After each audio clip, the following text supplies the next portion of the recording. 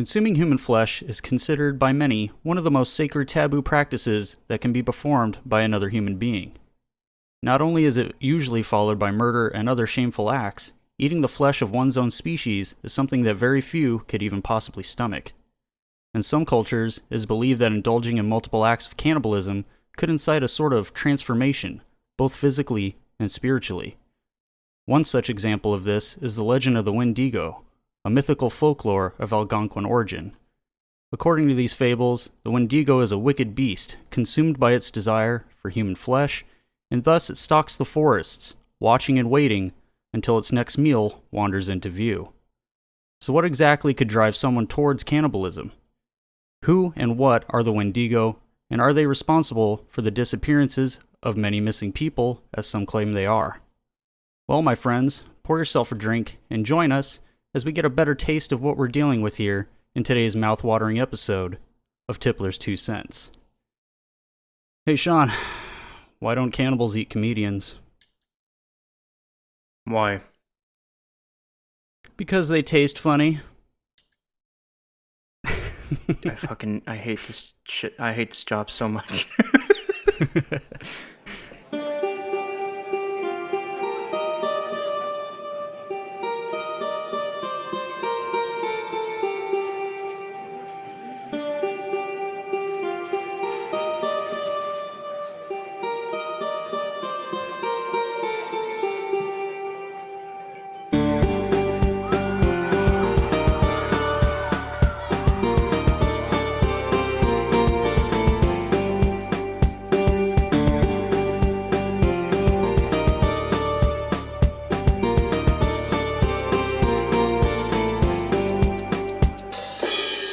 Hello, drinkers and thinkers, and welcome back to another exciting episode of Tipplers 2 Cents. I'm your host and creator, Chris Walters, and joining me forever and always is Sean Knox.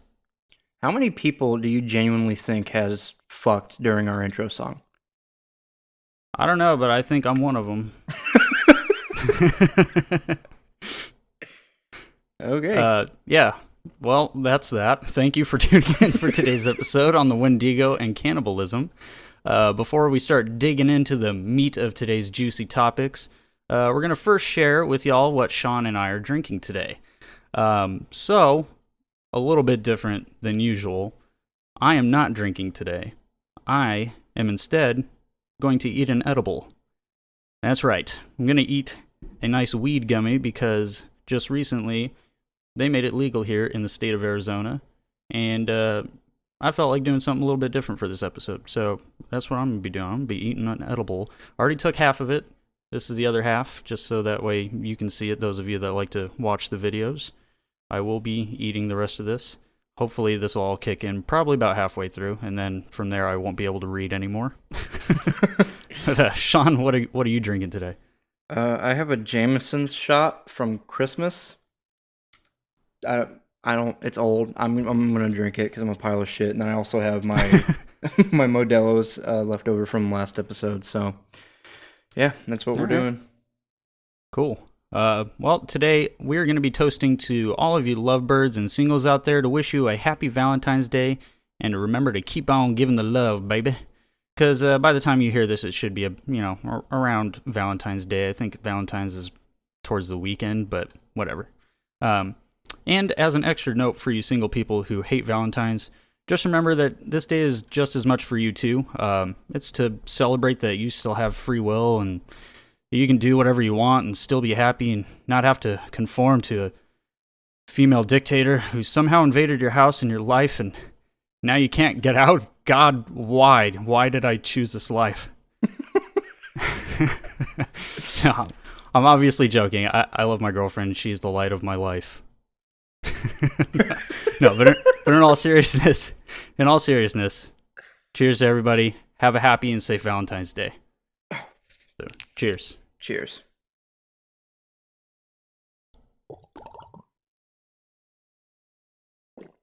Tastes like a gummy left out in the sun. Oh, it tastes like fucking Irishman's balls. But alright guys, with that, it is time to get right into our very first topic of the day, cannibalism.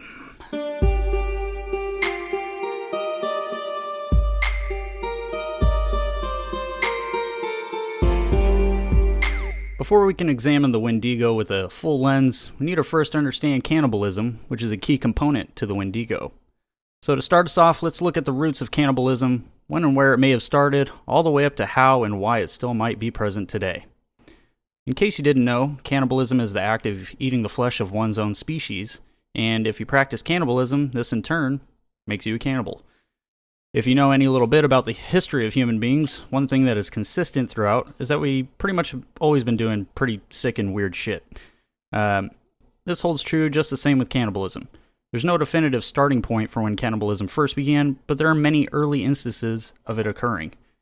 In a 1999 Science article, French paleontologists reported that 100,000-year-old bones from 6 Neanderthal victims found in a French cave called Moelle had been broken by other Neanderthals in such a way as to extract marrow and brains. In addition, tool marks on the mandible and femur suggest that the tongue and thigh meat had been cut out for consumption. So, even as early as the days of the caveman, people just couldn't help themselves from eating each other.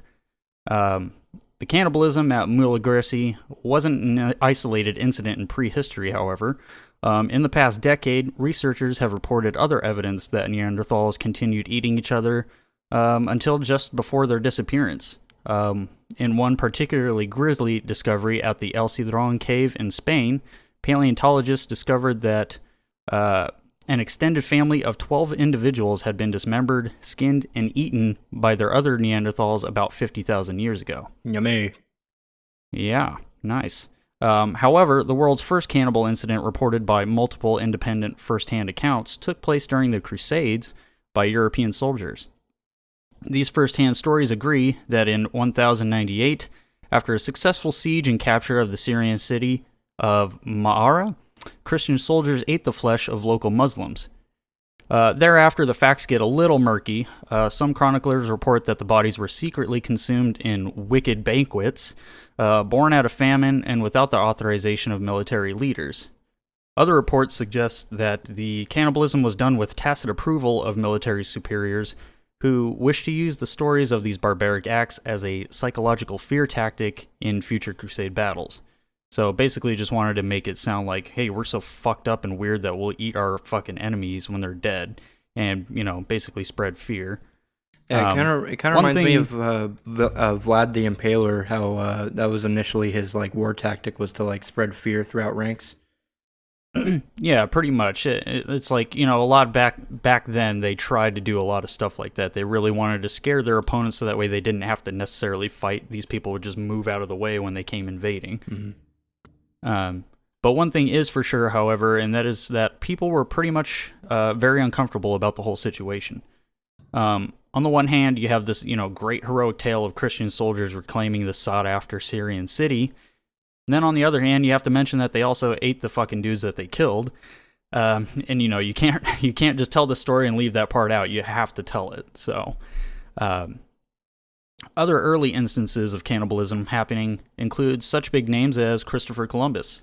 In 1492, under orders from King Ferdinand of Spain, famed Italian explorer Christopher Columbus discovered the New World of the Americas while trying to find a new route to India, and has been both credited and blamed for having opened up the Americas to European colonization.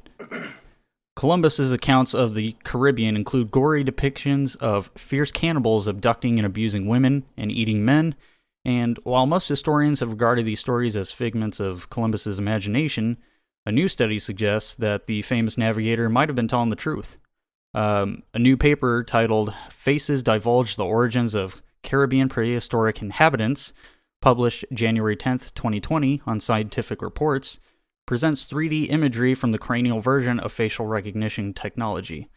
The researchers analyzed the skulls of the early Caribbean inhabitants, revealing not only the relationships between different groups of people, but they claim to have upended long-standing assumptions about how the islands were first colonized. I've spent years trying to prove Columbus wrong when he was right, said co-author Dr. William Keegan, a curator of Caribbean archaeology at the Florida Museum of Natural History, and he said one of the more surprising finds was that the Caribs, fierce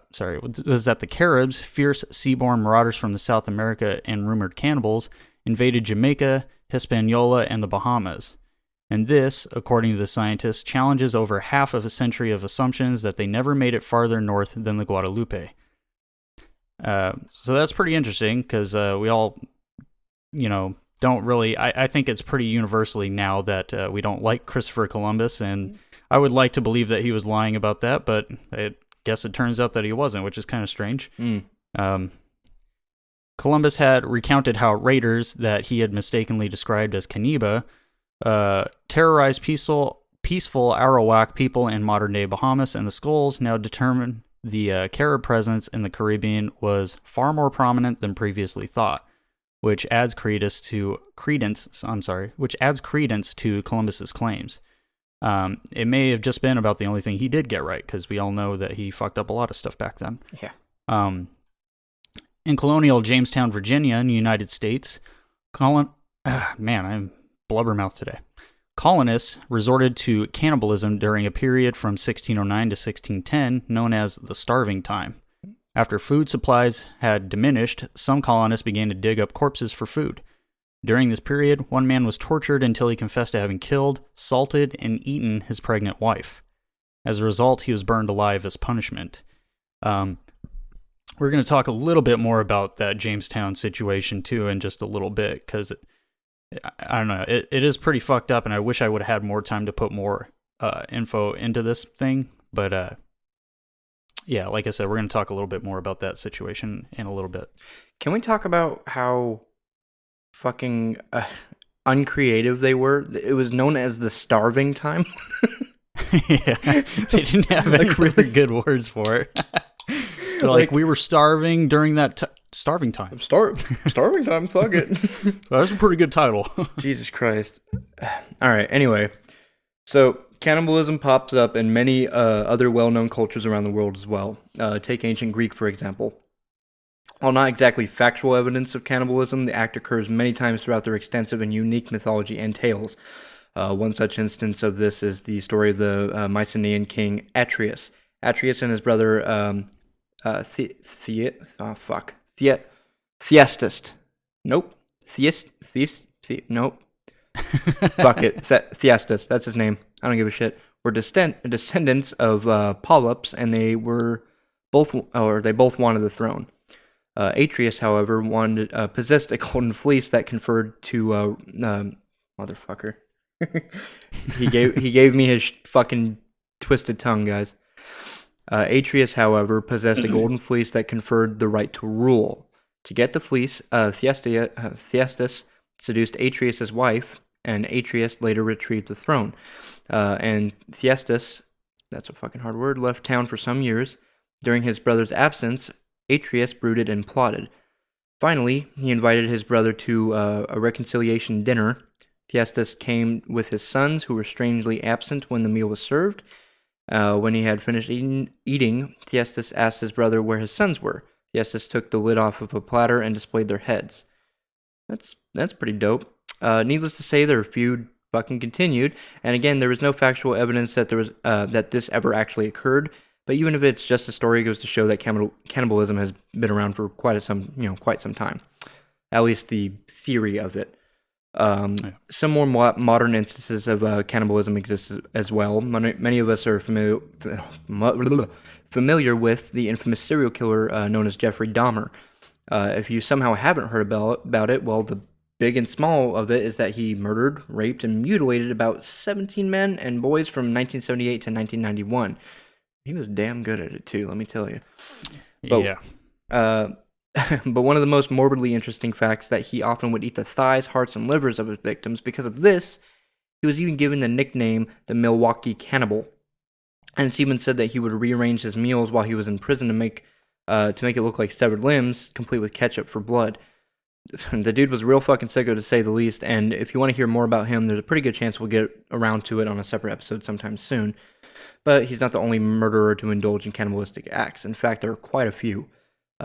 Just a short list of some other well-known murderers who ate their victims is Albert Fish, who murdered an 10-year-old girl in New York sometime in 1928. Albert Fish also had sex with someone that was disabled a lot. Yeah, that dude's a real fucked up guy, and I definitely want to do one on him, too. Yeah.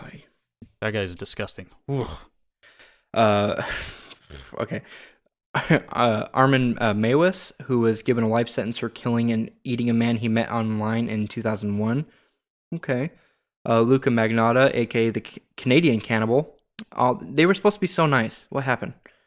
Who uploaded footage of himself repeatedly stabbing his victim with an ice pick, then dismembering him and performing acts of necrophilia and cannibalism. Necrophilia, by the way, is having sex with a corpse, if you didn't know. And finally, Andre Chikatilo, who confessed to murdering, raping, and eating more than 50 fucking people for his own sexual pleasure, which is the same reason that Jeffrey Dahmer... Yeah. Same reason that Jeffrey Dahmer did it too. Mostly it's usually sexual sadism that influences this act. But again, we'll get into it in another episode. One incident in 2012 became a major headline for weeks when a man in Miami, Florida, fucking big surprise there, Rudy Eugene attacked and ate the face of his victim, Ronald Popo. Is this the bath salts incident? Yeah, I was like, it's the one you're thinking of. Okay. That's what I figured. In this incident, Eugene had stripped naked and attacked Popo. I'm saying it like I'm in fucking Dragon Ball Z. Popo, whatever. Accordingly unprovoked and chewed off nearly 80% of Popo's face. Eugene was eventually shot and killed, while Popo luckily survived. Unfortunately, Popo was left permanently disfigured and blinded from the attack, and that's just a short list of cannibalistic instances. There are many, many others. So many, in fact, that this would be a week-long podcast if we wanted to cover them all, and it should be apparent that cannibalism has been embedded in human nature for quite some time, but why is that? Most of us don't feel compelled to start eating one another, so what could cause someone to desire human flesh? Chris? Yeah, it turns out there's actually a multitude of reasons why someone might want to, eat another human being. One of the easier conclusions to draw is insanity or the influence of drugs. Like you mentioned, in the case of Rudy Eugene, the original assumption was that he was under the influence of the street drug known as bath salts. However, toxicology reports actually never corroborated this and instead suggested that the only thing Eugene was under the influence of was marijuana. No shit. Really? So since I just took that edible, I'm glad nobody else is around me because I might start feeling like munching some faces. Yeah, it's strange, but they did find some other capsules inside his stomach during the autopsy, but they never confirmed what the substances that they carried were. All we know... but we all know that marijuana doesn't make you want to chew someone's face off, at least none that I've ever smoked or the edibles that I've taken. So what the hell did make Eugene want to chew a man's face off? Was he just crazy? Can being crazy simply make a person into a cannibal? The short answer is actually yes, but that's not usually what drives someone towards being a cannibal. In cases like Richard Tenton Chase, a serial killer who murdered 6 people, insanity may very well have been the cause. According to Chase, he consumed his victim's blood because he believed space aliens were turning his blood to powder and he needed to consume more in order to replenish his own. Which is a perfectly valid reason if you think aliens are turning your blood into powder. I mean, how else are you supposed to get blood? It's not like you can go to a blood bank and just get blood. They got to make this stuff more available to people, and that's the problem. Yeah, I mean, that's the absolute truth, It's all about supply and demand, you know what I mean? It's basic. It's like if this guy thinks that aliens are turning his blood into powder, give him a place to go, You left him with no other choice. No, clearly he's not firing on all cylinders there. But more often than not, most serial killers aren't psychotic, not in the medical sense anyway. Most of the time, this desire to consume the flesh of their victim comes from the same place as, many others' motives to kill. And that's the desire for power. How much more powerful of a feeling could you get from, devouring another human being? I mean, that is at least in the mind of a serial killer. It's an act not so easily performed by most other serial killers, actually. So in doing this, it could make the killer that does do it feel that much more powerful. That knowing that they are capable of what the majority are not. Another drive is that most cannibals are extreme loners. They do not have friends, and they are, usually pretty bitter about it. So killing and eating a victim ensures that the offender is never alone. He has the victim with him at all times. They can never leave, Wait. and this helps the cannibal retain a sense of control over his life. They leave. Well, I mean, they leave, but, you know. They leave out. They go out his ass. Out the butthole. That shot hit me way harder than it should. Yeah, I'm actually already feeling that edible, so this is going to get interesting.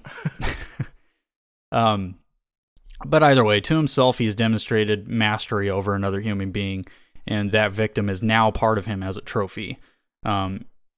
This is obviously very intoxicating for somebody like this, and it drives him to just do it again and again. It's all just about sick power trips, and as is the case with, you know, all the other serial killers.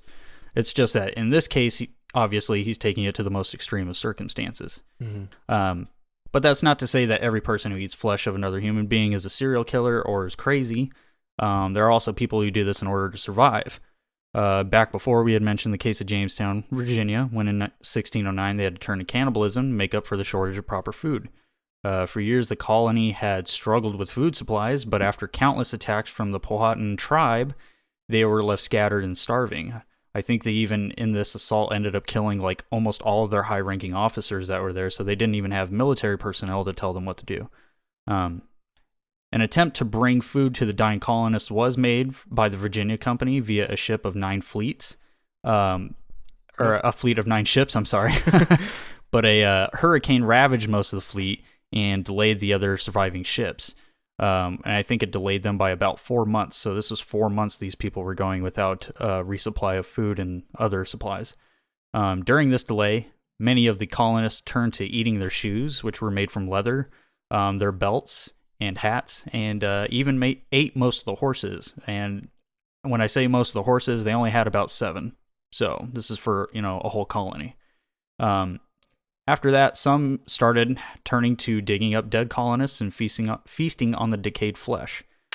So, yeah, pretty fucked up. Like I said, there's a little bit more going on with that story, but just that little bit we give there, that had to be such a shitty time. Yeah, Ugh.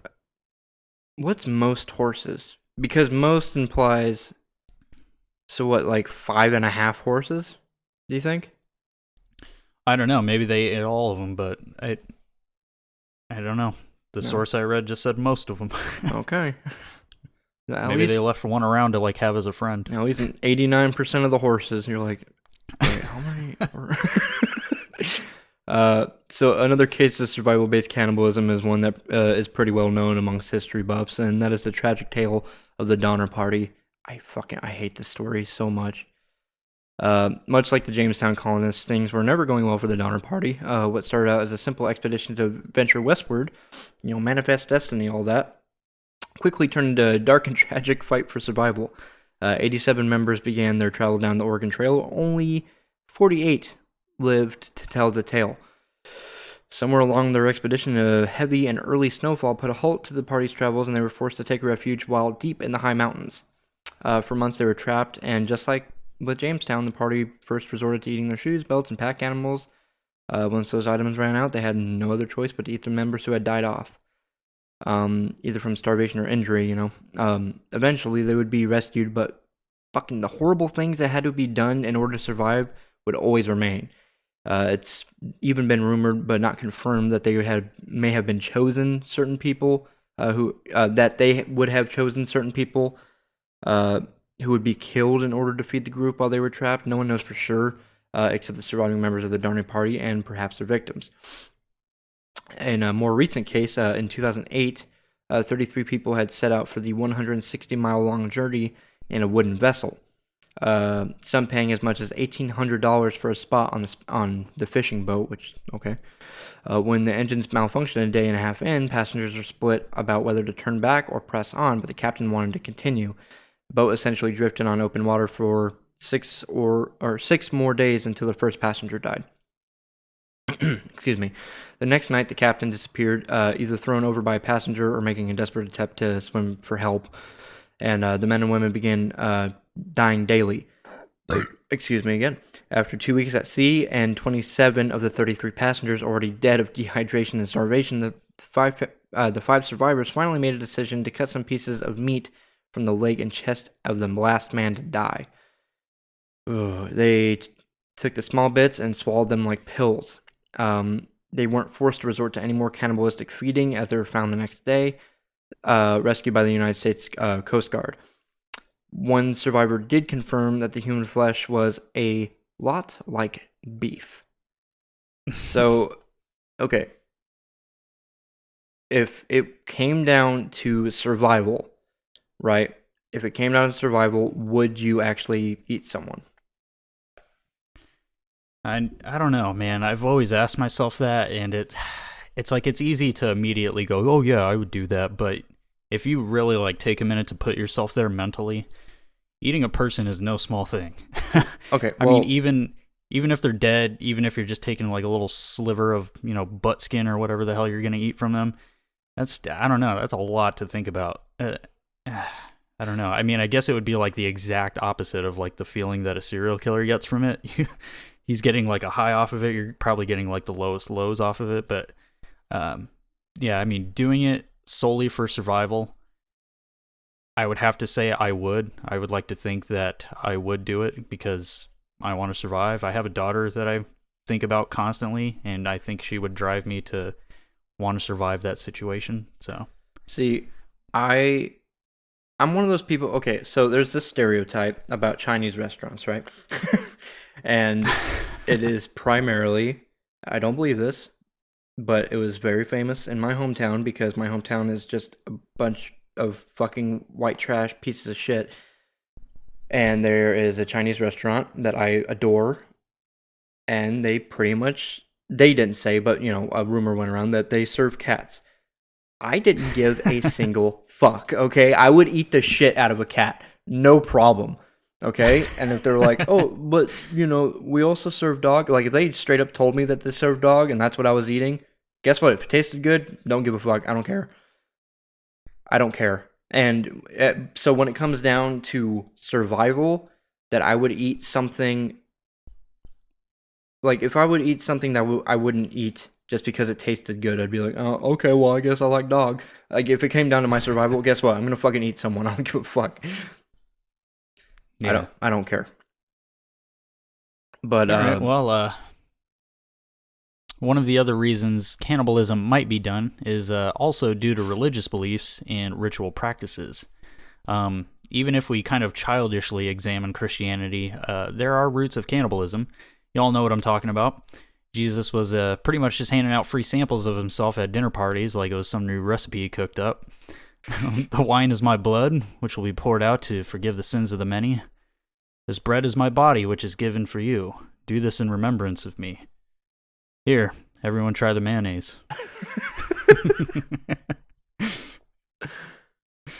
No, obviously that was all metaphorical or symbolic, whatever. But there are many other real examples of this embedded in religions. Funeral rituals involving cannibalism have been well documented. The Four of Papua New Guinea, for example, were known to have eaten the bodies of the deceased. The practice was seen as a sign of love and respect, preventing corpses from rotting or being devoured by insects. And I mean, I guess in a way, if I had to choose by like either just rotting in the ground or being eaten by insects, I guess I wouldn't mind if people ate me. I don't know. In addition, the ritual was thought to protect the body from any dangerous spirits. The wari of the Brazilian Amazon included cannibalism in their funeral rites to the 1960s. When missionaries precipitated the end of the practice. Also common were religious rituals that featured cannibalism. After making human sacrifices to the gods, the Aztecs reportedly ate the corpses, which they considered sacred. One of the first prominent European accounts of cannibalistic rituals appeared in Montaigne's late 1500s essay of Cannibals. In addition to being an invaluable anthropological record of the Tupi people in what is now Brazil, the essay sheds light on the intricate practice of cannibalism at the time. Sometimes the Tupi lived with their captives for months before they were eaten, and they sang to each other. As Montaigne recorded, the captors taunted captives by entertaining them with threats of their coming death, and the captives replied in a fashion that was like a song or a chant. Montaigne writes, I have a song composed by a prisoner which contains this challenge, that they should all come boldly and gather to dine off him, for they will be eating at the same time their own fathers and grandfathers, who have served to feed and nourish his body. These muscles, he says, this flesh and the veins are your own, poor fools that you are. So it's pretty messed up, man. It's like you're already being eaten alive and stuff, and these guys are basically just singing about it and mocking you while they're gonna do it to you. That's pretty fucked up. Like, I can't think of a worse way to go than being like eaten alive too. Yeah, I mean, I don't really know. Like, I might be into it. You know what I mean? No, Depends on where they start. And it also depends on, like, you said they were singing about it. Like, how fire is the beat, though? Like, if it's produced by Lil Jon, I'm in. I don't give a fuck. It sounds good. Dude, I am so incredibly tired, guys. Okay, I know you guys don't understand why I'm so fucked up right now. And probably with Chris, too. Like, you know, Chris doesn't do weed. Or do weed. He doesn't smoke weed or any of that.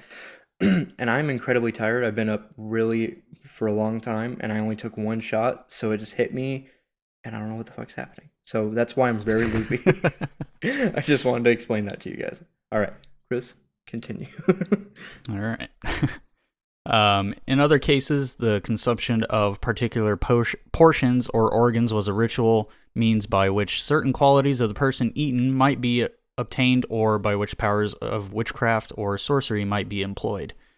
Ritual murder and cannibalism in Africa were often related to sorcery. Headhunters and others often consumed bits of the bodies or heads of the deceased enemies as a means of absorbing their vitality or other qualities and reducing their powers of revenge. And that, of course, brings us a step closer to our second topic of the day. So, what about Native American cannibalism? Did it exist? And if so, what tribes took part in cannibalism? Well, as mentioned before, the Aztecs were notorious for ritual cannibalism. Warriors would eat a strip of flesh from enemies they had slain in combat. Some people dispute this, but the Aztecs' own written and oral history seem to support this as truth. Now, I know those aren't necessarily Native Americans, but it's just helpful to throw that in there. The Caracahua tribe of southeast Texas, though, was also said to practice ritual cannibalism on defeated enemies.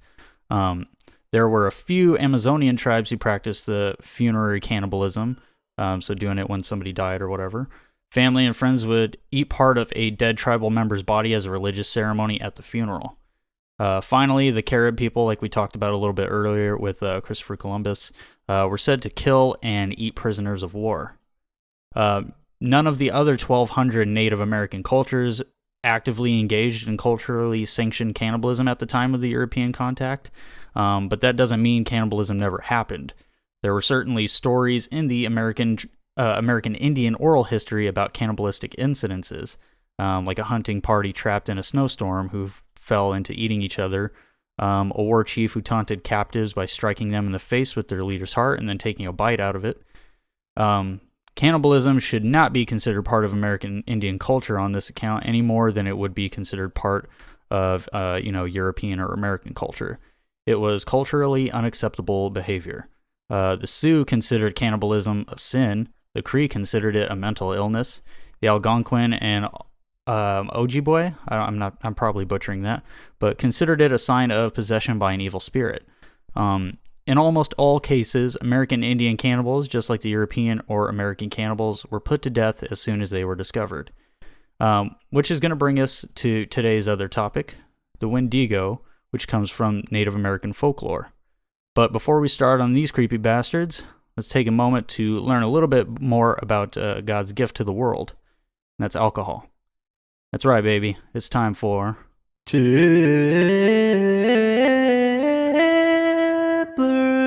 Tidbit. Today's Tipplers Tidbit is brought to you by Jamestown Jerky. Are you starving? Maybe to the point where you'd eat almost anything? Then Jamestown Jerky is the snack for you. Specifically designed for a surviving colonist, Jamestown Jerky is made with all natural ingredients and is guaranteed to keep your belly filled just enough to where you aren't starving. People who make Jamestown Jerky literally put their blood, sweat, and tears into this delicious snack. Coming in a multitude of flavors, some of my personal favorites include Michael, John, Sarah, and Peter. My particular favorite is John. Boy, howdy, that is some good eating. We also have a new flavor on the way as we speak. That new flavor being, what's her name again? Mary. That's right, Mary. The new flavor will be Mary. So, what you waiting for?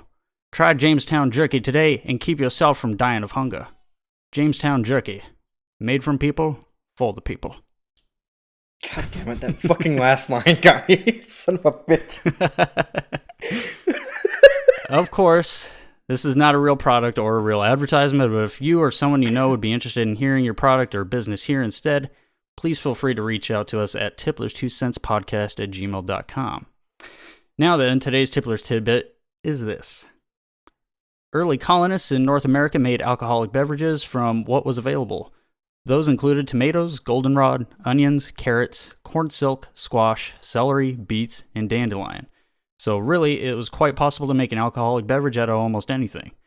And knowing how resourceful these colonists were, perhaps a cheeky colonial cannibal tried to make an alcoholic beverage from human flesh. Wouldn't bank on it, but it's morbidly funny to imagine.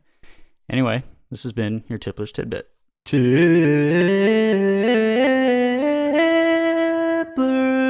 Tidbit. Now that we have a good understanding of cannibalism and a little background on who and what might drive someone towards it, let's take a look at the horrific monster of Native American folklore, the Wendigo.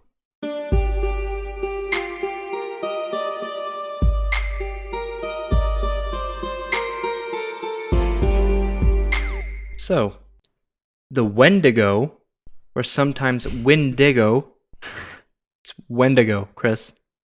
Wendigo. When, it doesn't matter. No, you're saying Wendigo. It's Wendigo. Yeah, it can also be said Wendigo. Okay. I'm going to say it this way. You know what? I have Apache friends, all right? I'm not afraid to use them. All right, so the Wendigo, or sometimes Wendigo, is a mythological creature or evil spirit from the folklore of the First Nations Algonquin tribes based in the northern forests of the east coast of Canada and the Great Lakes region of Canada and the United States. The Wendigo is depicted as a monstrous and malevolent spirit with some characteristics of a human or as a spirit who has possessed a human being. Its influence is said to invoke acts of murder, insatiable greed, cannibalism, and the cultural taboos against such behaviors. In most legends, humans transform into Wendigos because of their greed or weakness. According to other legends, the Wendigo is created whenever a human resorts to cannibalism to survive. In the past, this occurred to me more often when Indians and settlers found themselves stranded in the bitter snows of ice of the North Woods. Sometimes stranded for days, any survivors might have felt compelled to cannibalize the dead in order to survive. Other versions of the legend cite that humans who displayed extreme greed, gluttony, and excess might also be possessed by a Wendigo. Thus, the myth served as a method of encouraging cooperation and moderation. Various indigenous traditions consider Wendigos dangerous because of their thirst for blood and their ability to infect otherwise healthy people or communities with evil. Wendigo legends are essentially cautionary tales about isolation and selfishness, and the importance of community. Depending on the many First Nations that speak of an Algonquin language, including the Abenaki, I'm sorry, I'm going to butcher all these, Siksika, Mi'kmaq, I'm sorry, that's definitely not wrong, not right, Algonquin, I know I got that right, Ojibwe, and Innu. Innu? It's probably Innu. I feel like it's Innu. The spelling and pronunciation of the word Wendigo differs. Wendigo, Weedigo, what the fuck is that? Wendikook? Wendick? You got a Wendick? Wendick. Fuck me. Wensigo and Taika Waititi.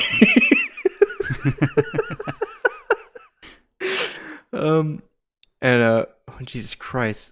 Okay. Chris, you put too many fucking options here, man. Jeez. Look how red I am. Holy fuck. Look at that. Okay. Fuck. Oh. Get the last two down. I think Waitigo and Whitaker. Sam Witwicky.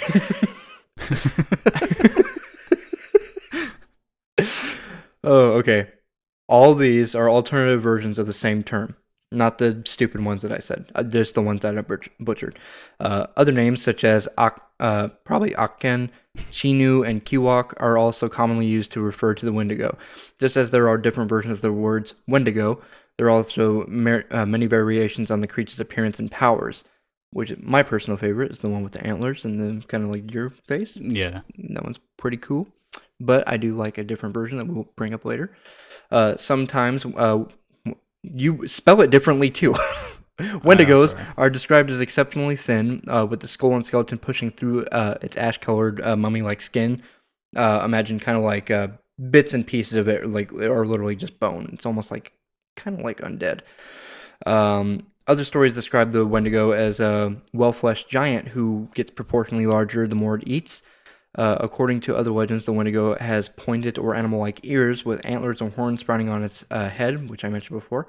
A Wendigo's eyes have been described as sunken or glowing like hot coals. Reminds me of Dark Souls. It's like every fucking main enemy you want to avoid. Sharp and pointy teeth, extremely bad breath, and body odor are also often traits of a Wendigo, so I might be one. Basil Johnston, an Ojibwe teacher and scholar from Ontario, Canada, described the Wendigo as follows. The Wendigo was gaunt to the point of emaciation. Its desiccated skin pulled tautly over its bones, with its bones pushing out against its skin, its complexion the ash gray of death, and its eyes pushed back deep into their sockets. The Wendigo looked like a gaunt skeleton recently disinterred from the grave. What lips it had were tattered and bloody. Its body was unclean and suffering from suppurations of the flesh, giving off a strange and eerie odor of decay and decomposition, of death and corruption. The Algonquin legend describes the creature as a, quote, a giant with a heart of ice, and sometimes it is thought to be entirely made of ice. Its body is skeletal and deformed with missing lips and toes. And the Ojibwa describe it as, quote, it was a large creature as tall as a tree with a lipless mouth and jagged teeth. Its breath was a strange hiss, its footprints full of blood, and it ate any man, woman, or child who ventured into its territory. And those were the lucky ones. Sometimes the Wendigo chose to possess a person instead, and then the luckless individual became a Wendigo himself, hunting down those he had once loved and feasting upon their flesh, unquote. Jesus Christ. The Wendigo is usually but not always endowed with such powers such as superhuman strength and stamina that allow it to stalk, overpower, and devour its victims. Wendigos are usually credited with exceptional eyesight, hearing, and sense of smell. They were said to move with the speed of the wind and have the ability to walk across deep snow or even over open water without sinking. According to some legends, Wendigos can be killed with a conventional weapon such as a club or a firearm, which is fucking convenient. Other legends claim that the Wendigo has to be somehow subdued, its icy heart cut out, and then melted in a roaring fire, which is, let's not lie, that's more difficult. That's a quest, you know? That's a Witcher 3 quest. Still, other legends claim that only a knowledgeable First Nation spiritual leader, or otherwise known as a shaman, can dispatch a Wendigo with a specific spell and ceremony. The most common response when a person showed signs of a Wendigo psychosis was a curing attempt by traditional native healers. In cases of the past, if these attempts failed, and if the if the possessed person began either to threaten those around them or to act violently or antisocially, they were executed. There have been reports regarding the psychosis dating back to hundreds of years. Imagine getting fucking executed just because you're an introvert. That's kind of what it sounds like. Yeah, I would have been dead a long time ago. Well, okay, really think about it, because I'm not just saying that they're lying out their ass, but just most history usually happens like this, is that something happened, it gets, like possessions, for example. Possessions are usually oversimplified in religion because of seizures, convulsions, and stuff like that, and they identify it as possession. So what if someone who is just an introvert, or granted, might have been just an asshole or a violent person who isn't very conforming to the tribe, what if they would just identify them as a Wendigo? Do you think that might have been a thing? I mean, I don't know, maybe. everybody back in this time was super paranoid of everybody. So I think if you showed anything that was like slightly different from the normal person, then they thought something about you. Yeah. So yeah, pretty possible. Anyway, continuing, seeing as there have been tons of reports of Wendigos spanning over hundreds of years, let's examine a couple of these stories in more detail. So one such story is that of the Native American man Swift Runner. The story goes like this. Born in Alberta as Kakisukuchin, sorry, that's probably bad, Swift Runner was a popular man in the Cree community and the father of 6 children. At over 180 centimeters, or 6 feet tall, he was a giant of a man and made his living as a trapper and a guide for the Northwest Mounted Police. But over time, Swift Runner developed a taste for whiskey, possibly because he lost his ability to hunt and take care of his family, and he fell into the throes of alcoholism. Making things worse, Swift Runner was an angry drunk, and his drinking habits got him into trouble. First, he was fired by the police force, and then he was kicked out of his tribe thanks to his violent tendencies. Then in the winter of 1878, Swift Runner took his family, his wife, 6 children, his mother-in-law, and brother out into the forest. Several months later, as spring rolled around, Swift Runner staggered out of the woods and into a nearby Catholic mission. When the priests asked what was wrong, Swift Runner said his entire family was dead. During the winter, he hadn't been able to find any food. Slowly but surely, all of his relatives had starved to death, and obviously the priests were somewhat suspicious. Swift Runner looked pretty healthy, so why hadn't he succumbed to starvation? Plus, they knew quite a few other Cree who had been pretty successful this winter hunting-wise. The priests were also disturbed by Swift Runner's constant nightmares. The man would wake up in the night screaming at the top of his lungs. The last straw was when Swift Runner tried to lead a group of children out into the woods. Convinced he'd killed his family, the priest went to the authorities. The police put Swift Runner under arrest and ordered the big man to lead them to his winter campsite. Now, sources disagree on what exactly happened next. Some say Swift Runner immediately took them to the spot. Others say he intentionally tried to mislead them, only cooperating after he was made drunk. Either way, when the group eventually stumbled upon the campsite, they found a truly horrifying scene. There were bones everywhere, some broken in half and hollowed out, which could only mean one thing. Someone had snapped them open and sucked out the marrow. Their suspicions were confirmed when they found a pot full of human fat. That's when Swift Runner pulled the Wendigo defense. According to Swift Runner, he'd been possessed by an evil spirit. That's when he had murdered and eaten his entire family. But as you might expect, that didn't really fly with the authorities. When Swift Runner went to trial in 1879, the jury didn't buy his supernatural tale, and after only 20 minutes of deliberation, they sentenced the Cree to death. Swift Runner was eventually executed on December 20th, 1879. In fact, he was the first man legally hanged in Alberta, Canada. Before his death, the big man converted to Catholicism, and moments before the trapdoor opened or dropped, he gave a speech admitting his guilt. Quite a few people came to watch Swift Runner meet his maker, including one spectator who claimed it was the 29th hanging he'd witnessed and was thoroughly impressed with the show. As the execution connoisseur later put it, it was the prettiest hanging I'd ever seen. So I don't know. What do you think about that story? And I don't know, because it's pretty fucked up. I mean, he takes his whole family out there. Like, he didn't miss a single family member, and then after doing that, he also tried to lure some kids out there to eat them too. That's a pretty fucked up dude. I mean, yeah. I mean, I don't really see any reason that would be made up. I don't know. It's fucked up for sure. I don't know, man. Like, that's maybe it's like the first real, not the first, but probably like one of the earliest forms of like a serial killer. You know what I mean? Yeah. I mean, it's definitely not the first, but that's pretty early on back. Yeah, like I said, I know it's not the first. You can pretty much say anybody was a fucking serial killer, during the Crusades and shit. But like during this kind of time, like 100%, like this is like the exact kind of activity and manipulation that you see from a serial killer. And yeah, it's unfortunate that he had that kind of that story that he can give to himself, like the Wendigo, to make himself feel better. You know what I mean? Yeah, for sure. Anyway, the next story we have here is that of Jack Fiddler, or He Who Stands in the Southern Sky. In the late 19th and early 20th centuries, there was a member of the Sandy Lake First Nation whose name translated to, as I told you, He Who Stands in the Southern Sky. But he was known to the Europeans in the area as Jack Fiddler.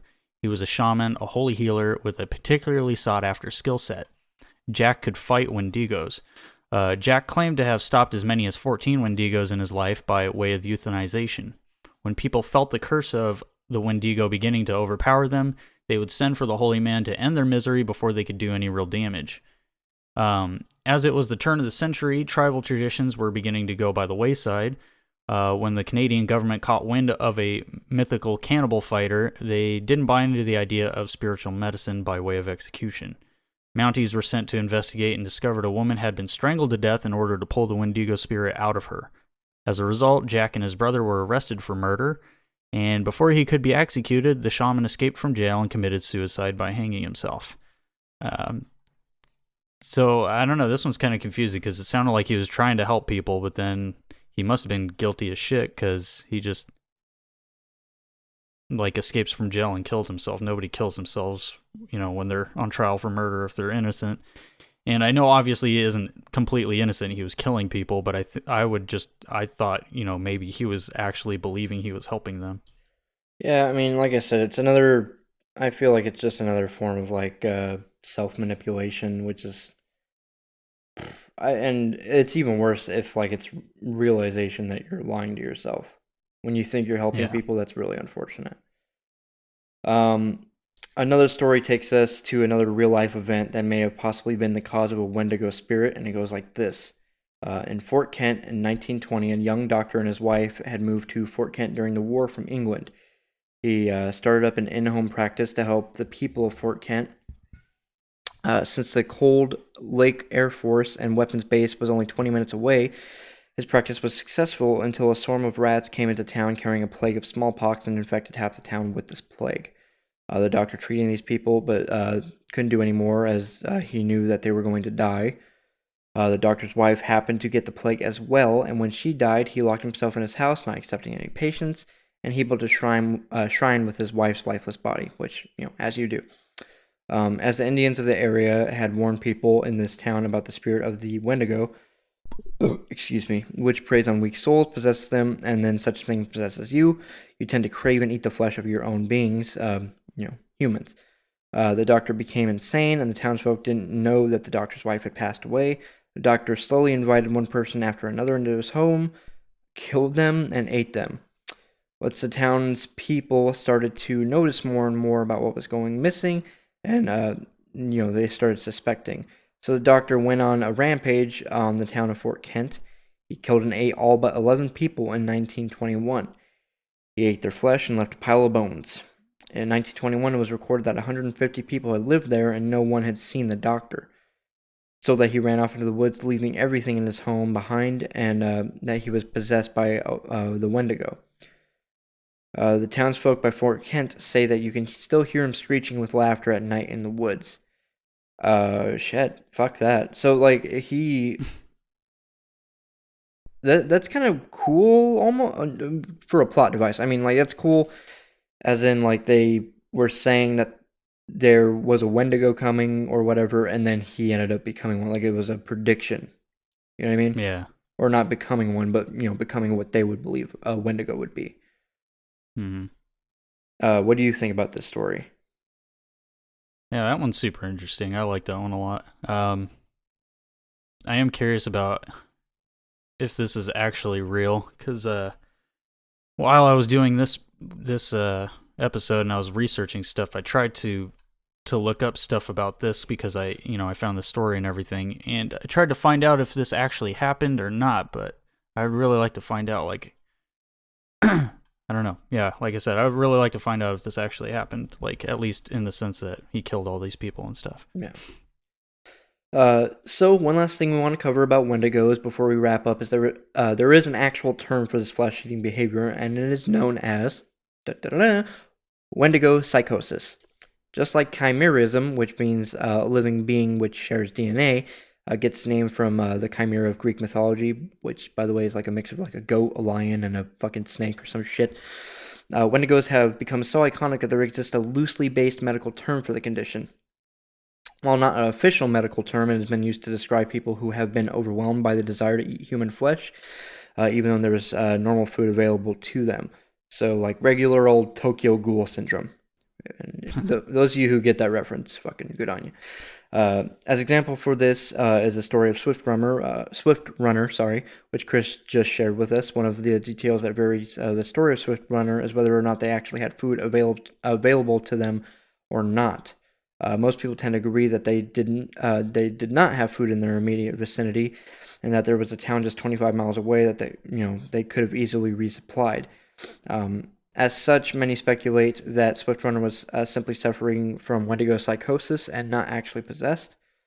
The reality of the matter is, however, that the result is all the same, possession or not. This man was drawn to devour his entire family for what appears to be no real reason at all. And I agree, because being possessed and going under a psychosis or a psychotic break, back then it would have been the same shit. It's the same thing. Yeah.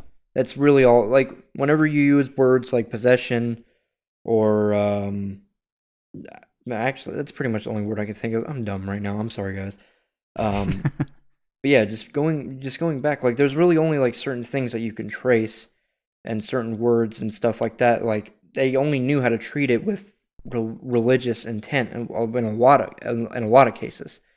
So why would it be any different for the Algonquin in general? I don't remember if Swift Runner was Algonquin. Technically, the theory is, well, not the theory, but the story is all Algonquin, so I would assume so.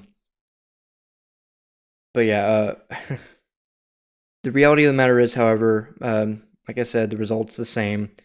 He fucking ate his family anyway, so who knows? There's no known cure or treatment for Wendigo psychosis, so it's safe to say that if you ever come across anyone who appears to be afflicted with this illness or possible possession, get the fuck away from them as fast as you can. But with that, we're going to wrap up things on today's topics. However, first, Chris, what do you think about the Wendigo in general? Do you find them interesting and terrifying? And do you think that they could be real, or do you think it's all cautionary folk tales, like I was saying, where it's more they just didn't have the word for it yet? Yeah, I kind of agree with that. Like, obviously, there's some real events of things going on, but we're just not getting the actual story of what happened. We're just getting the like Wendigo version of it.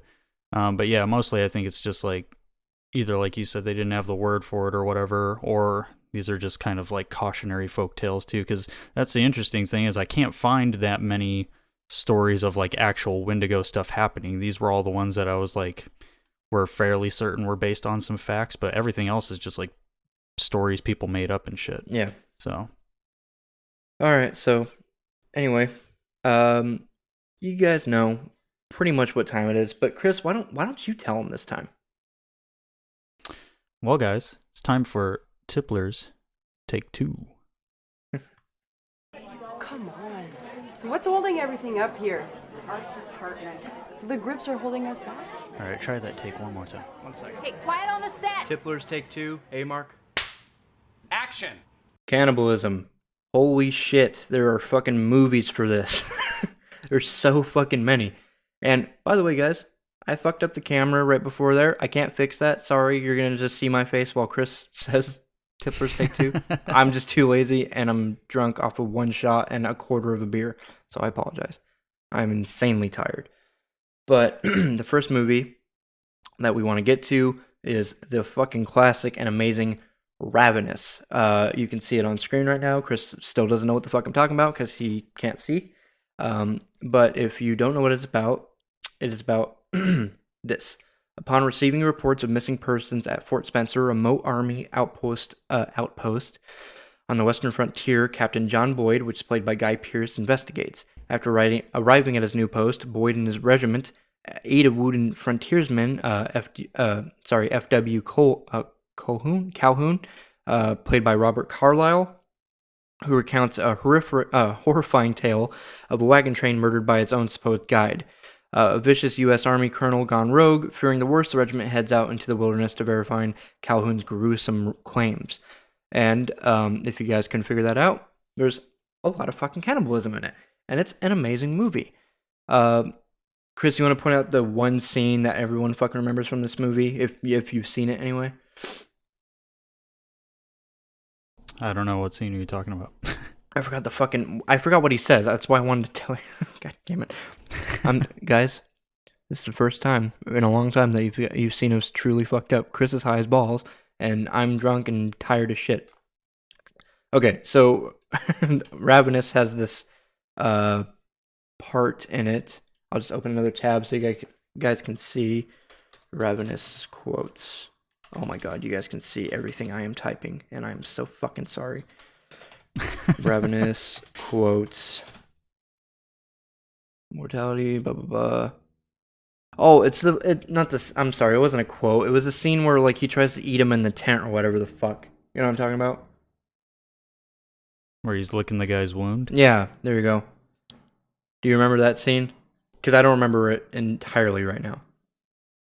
Yeah, I can't recount it for like 100% because I haven't seen it in a while, but Okay, well guys, I do remember it being a great movie though. So just check it out for yourself. we hyped up this movie and just go see it. We don't remember anything about No, it, and but it is a good. I will just say it's also a Wendigo movie in a sense too. So Yeah. Pet Cemetery. I don't know why is Pet Cemetery here, Christopher? That's about because pet if you know zombies. if you know the actual Pet Cemetery, it actually has a Wendigo in it. Oh, well, I didn't know that. The one from the book and the one from 2019 both include the Wendigo. The one that everybody knows about, which was like in the 80s or whatever it was, that one didn't have it. They took the like Wendigo part of the story out of it because they thought it'd be too confusing for audiences. Okay, so in our notes, you guys can't see them. In our notes, it has the 2019 version, so I'm assuming the 2019 version does have it in it. Is that what you're saying? Yeah, that's what I was saying. The book and the 2019 version have it in it. Okay, my bad. And then, yeah, Pet Cemetery, if you guys didn't know, is made by Stephen King. Cemetery is spelled S-E-M-E-T, cemetery, yeah, S-E-M-E-T-A-R-Y, spelled like a fucking 5-year-old. And I couldn't tell if Stephen King was just really drunk or he did that on purpose, which I'm sure he did on purpose. It's Stephen King. But yeah, the basis of it is this. So Dr. Lewis Creed and his wife Rachel relocate to Boston to rural Maine with their 2 young children, and the couple soon discover a mysterious burial ground hidden deep in the woods near their new home when tragedy strikes. Fucking ruining this, but whatever. Lewis turns to his neighbor Judd Crandall, setting off a perilous train reaction that unleashes unspeakable evil with horrific consequences. Basically, cat dies. They end up burying the cat. Cat comes back to life, and then like his daughter dies or some shit, and he ends up burying the daughter, and the daughter comes back to life, and it's not the same. They are basically like resurrected with evil coming back to them. Got that right? Did I get it right? I'm sorry. Yeah, that was right. Okay. Another one is Raw. I don't know what this is. You never saw that one? Mm-mm. I'll look it up. It was a pretty good one. Yeah, it's on, I think it might still be on Netflix. That was how I watched it. But it's a foreign movie. I think it's a French film. Okay, I have the... So if you don't like subtitles, you probably won't want to watch it, but it's pretty good. Yeah, 7 out of 10 IMDb, 92% on Rotten Tomatoes. That is pretty good. Stringent vegetarian Justine played by Garance Mariller. Merlier, sounds French, I'm sorry, encounters a decadent, merciless, and dangerously seductive world during her first week at veterinary school. Desperate to fit in, she strays from her principles and eats raw meat for the first time. The young woman soon experiences terrible and unexpected consequences as her true self begins to emerge. Wait, was this the one where they started... I don't want to ruin it. God damn it. I'm trying so hard for you guys not to ruin movies anymore, but it's so fucking hard because this one I feel like I've seen, but basically this one kind of ends with kind of like a 28 days later kind of vibe, if you get what I mean. Right? Like she's she's turning into a zombie. That's basically like the twist of it. I don't think so. No, what movie was that? Holy fuck, because that one was good too. I watched it with someone, I don't remember. All right, well, I need to watch this one too, and that sounds pretty cool. So you guys check out Raw. That one's another one. Chris fucking likes it. I need to actually start pitching in for the segment that I made up. All right, so another one is Silence of the Lambs, which fucking and all the Hannibal Lecter movies, because I know there's other Hannibal Lecter kind of spin-offs and stuff like that. The basis of it is Silence of the Lambs. It's a detective who's they're trying to find another serial killer that's like Buffalo Bill or some shit, right? Yeah. And she has to go to Hannibal Lecter, who is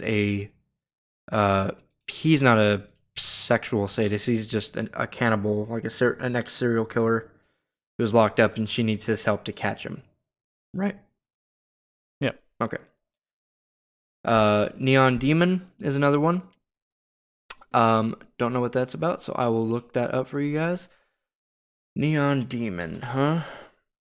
Yeah, and this movie won't be for everybody because it's by the same director who made Drive.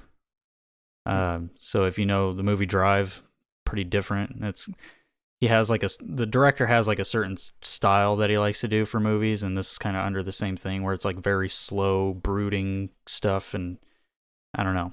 Like I said, it's just not going to be for everybody, so this one will be for like the artsy people if they want to watch a cannibal movie. Okay. So Jessie, played by Elle Fanning, who I like, moves to Los Angeles just after her 16th birthday to launch a career as a model, which I like. The head of her agency tells the innocent teen that she has qualities to become a top star. Jessie soon faces the wrath of ruthless vixens who despise her fresh-faced beauty. On top of that, she must contend with a seedy motel manager and a creepy photographer. As Jessie starts to take the fashion world by storm, her personality changes in ways that could help her against her cutthroat rivals. Man, they need to get better at writing fucking descriptions, because there's nothing in here that I can give for Tipplers that indicates that. Yeah, as far as the cannibal part of it, you just have to watch. Okay, fair enough. So yeah, go watch Neon Demon. That sounds... The art's amazing. I mean, the art's really pretty, and It's very visually cool to look at. I Yeah. like the movie. kind of reminds me of this other indie movie I was looking at. I forgot the name of it. I always get like trailers and shit for it, and I needed to stop bringing up shit that I can't show you guys. I apologize. Another one is Texas Chainsaw Massacre. I actually don't remember much about the plot. It's pretty much that they just come across, they're pretty much just driving down the fucking highway, car breaks down or some shit, and they pretty much just park in the wrong spot. Am I right? Yeah, and they go into the house, and it's filled with, Yeah.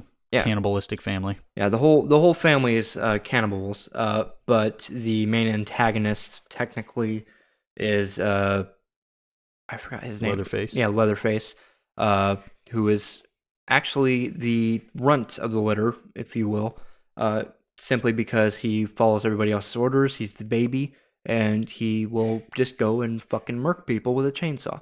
So, go watch Texas Chainsaw Massacre. Alive is another one. Alive, we all know this was based off of a true story. I'm going to look up the details just because I don't remember them exactly. But essentially a soccer team was traveling and they crashed in the mountains, and then they were there for quite a while and they ended up eating each other, and that fucking really happened. That sucks. Like, imagine, oh my god, imagine if that fucking happened to you, dude. Yeah. Yeah, and I wanted to include this story while we were talking about the topics, but I was like, hey, we're going to talk about this movie anyway, so. I'm going to bring it up on Wikipedia because there's another movie called #Alive that's trending right now. Yeah, so Alive, the original one, or no, there's one that's older than that, I feel like. Whatever. 1993 biographical survival drama film based on Piers Paul Reed's 1974 book, Alive. That's why I feel like it's older. Alive, the story of the Andes survivors. So yes, they crashed in the Andes, which details Uruguayan rugby's team crash aboard Uruguayan Air Force Flight 571 in the Andes Mountains on October 13th, 1972. That's really all the description you need because it was just a soccer team that happened to crash in the fucking one of the coldest areas ever. God damn, that would fucking suck, dude. Like, I can read all the Stephen King shit I want, but nothing will ever scare me more than, like, biographical stuff. That's why fucking, what's it called? Scared me so much. Paranormal Activity when it first came out, because I was one of those idiots that actually thought it was real. I'm not gonna lie, I mean, I did. I was, like, fucking 12, so do you blame me? Yeah, like, pretty much everybody thought the Blair Witch was a real movie, or a real, thing that happened when it first came out. It was based off of something that was real. Yeah. I can't remember what it was. We're not talking about that right now. We're talking about Yeah. we're talking about Bone Tomahawk. All right. Bone Tomahawk is another one. In the Old West, a sheriff played by Kurt Russell and his deputy Richard Jenkins, and a gunslinger played by Matthew Fox, and a cowboy played by Patrick Wilson embark on a mission to rescue 3 people from a savage group of cave dwellers. I'm assuming it's a cowboy movie with Kurt Russell, who's great, and the savage group just happen to be cave dwellers and they happen to eat people. It's very, it sounds very cultural appropriating, to be honest. Like, I'm not gonna lie, it kind of does. Like, you got to give that to me. A little bit, yeah. It's a good movie, though. Until Dawn is another one that I will look up for you guys, just because our demographic seems to be on with people that are a little bit older than us. And that's, we're not taking that in a bad way. It's just there's a couple of references that we make that you guys might not get. So I'll look it up. You guys watch on YouTube. That is great. So there is a video game called Until Dawn. And it is actually fucking insanely well done. This is probably the only one by these creators that I like. Every other game after it is terrible. Until Dawn. Who made it? It is made by Supermassive Games and published by Sony Computers. Sony Computer Entertainment, sorry. But yeah, Supermassive Games. I think someone else might have taken over or like gotten into it. After that, but yeah, they've made the Man of Medan and like another one with the fucking dude with the eyebrows that was in the Jabberwocky. You know what I'm talking about? Nope. No, I have no idea. he was also in another comedy movie. I'll send you a picture. You'll know who I'm talking about after we're done. Right. So Until Dawn is a drama horror video game, which is primarily based on the storytelling of the game, where you switch between the characters in the gameplay. So you'll be playing as one character to get one perspective of the story, and then switch to another character and another character and another character. But your goal is to keep all of these characters alive. And during the story, you also deal with other things, such as a serial killer, a guy who's losing his mind, and a fucking Wendigo. Actually, not just a Wendigo, a cluster of Wendigos, and a fucking alpha Wendigo. There's an alpha Wendigo in this game, and it's amazing.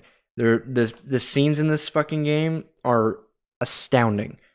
And if there's anybody there who is interested in playing these games, please go play them. Because honestly, even if you're older for games, or if you're just really not interested in video gaming at all, honestly, Until Dawn really isn't a video game. It genuinely is just a choose your own adventure kind of thing. I highly recommend you check it out. The rest of these we can pretty much just talk about, except the fucking last one. I don't even know what this is. The Forest is one. Chris, why don't you tell them about The Forest while I bring up the pictures, because I've been talking for quite a while. Yeah, The Forest is pretty standard story-wise at first. It's just basically you crash land on an island, and turns out the island's infested with like mutant cannibal people, and you get to like build shelters and stuff like that, and then obviously you have to fight against the like mutant cannibal people. I don't know, it's a really fun game, like a really good survival simulator game, and there is an option for turning off the like mutant cannibals, so if you want to play like a good building sim without dealing with the monster things, you can do that too. And I've done that too, just to sit there and build on it. It's pretty fun.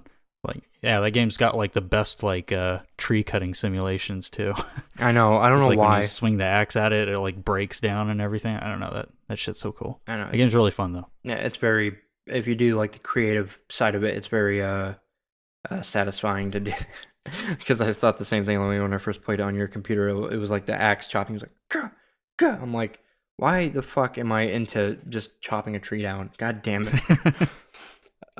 So another one is Skyrim. Chris, you can fucking take this one. I'm not explaining Skyrim. Especially when it comes to cannibals. I don't know what you're referencing. I mean, everybody should hopefully know what the game Skyrim is. Like, even if you don't play games, you've probably heard of it just because of how long it's been around. Yeah. But yeah, the cannibalist or the cannibal part in the game isn't really like the main thing of the game. It's just an option you can do because it's an open world RPG where you get to like, be anything you want to be basically. And there's a god in the game, like the god of decay, I want to say. And there's like a quest line that you can choose to be a cannibal basically. And then obviously there's some other instances where you can like get a human heart from looting people and you can eat it. So very minimal things on the cannibal side, but just thought I'd include it in here. There's not actually a lot of games that focus on cannibalism, so. Okay. That's pretty cool. I didn't know that. Another one is Fallout, which is made by the same creators of Skyrim, which is Bethesda. I honestly, it's Fallout, so it's post-apocalyptic, which honestly, at that point, it would be stupid if they didn't bring up cannibalism because it's one of like a main survival tactics in like a kind of nuclear holocaust setting. But did you have any specific like quest lines in mind? Because I know you've played Fallout more than I have. No, I know for sure though that you're like you can actively practice being a cannibal in this game. So like there's like a whole skill tree or whatever it is for it where you can actually like eat people, and there's like the NPCs will get mad at you and stuff, so they like actually react to you being a cannibal and stuff. So I don't know, it is one of those good things. Like if you're wanting to roleplay as a cannibal, I guess it's probably one of the best games to do it. Okay, if you guys want to roleplay as a cannibal, fucking there you go. I didn't know that would be a thing. This last one I only included on here just because it's so weird to me. Like Scribblenauts is like this really cartoony type game. I've never played it myself, but I found it while I was doing my research for this episode. And so it's this really weird like cartoony kids game, but apparently there's like a Wendigo in the game that you can either summon or whatever. I don't know how the game works, but okay. I just thought it was a really cool like random game to like include a Wendigo in. I will include my own actually. There is a game you guys might have heard of called Borderlands. In Borderlands 3, one of the DLCs, which is, if you guys don't know, is downloadable content, so it's like an extra quest line kind of thing. It's essentially, it literally has a Wendigo mission, so it's pretty cool. One of the main bosses in the thing is a Wendigo. And it looks exactly how I like the fucking Wendigos to look because it's awesome. I will show you guys right now if I can find a picture that is bigger than 3 pixels long. Jesus fucking Christ. It is so difficult. There we go. Right there, guys. Right there. That guy. You guys can't really see it. It's fine. But yeah. What other movies, games, or books did we just miss that you guys think should have made it here in Tipplers Take Two? Please let us know at tipplers2centspodcast@gmail.com. And that is the end of Tipplers Take Two. And cut. Okay, everybody, that's a wrap.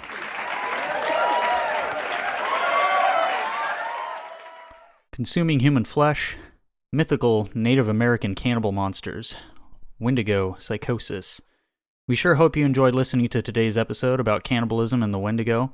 If you did, please consider subscribing or following the show on whatever platform it is that you're listening on. That way you can stay up to date, whenever a new episode is uploaded.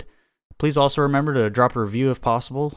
This helps us personally improve the show as well as help gain new listeners.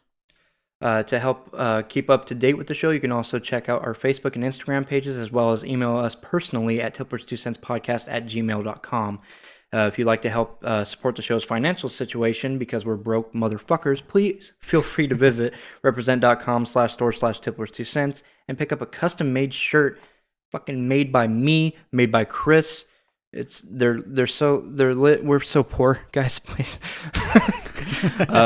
Specifically from highlight moments and jokes from the show. So if I made a joke about percentages of horses in this episode, guess what? I'm probably gonna make a fucking shirt about it. Last episode we make jokes about kicking the shit out of toddler ninjas, and I want to make a shirt about that. So guess what? And yeah, please check. Speaking of previous episodes, please check out our previous episodes of Tipplers Two Cents, or tune into our new show, Cinematography, where we discuss a variety of different topics, all within the wonderful world of our movies, just like we did in Tipplers Take Two, except more extended. Yeah, once again, thank you all for taking the time out of your busy day to lend us your ear and, come and learn a thing or two with us. So tune in next time, where we will be learning about outer space, the planets, and other cosmic bodies. So until then, we will see you as we feast upon the flesh of our recently deceased traveling companions, slowly succumbing to the infestation of an evil Wendigo spirit, transforming our body and soul into a powerful but hunger-stricken monster. Or maybe we'll just catch you on the next episode of Tipplers 2 Cents. So long, everybody. Please remember to drink responsibly and think responsibly. Bye.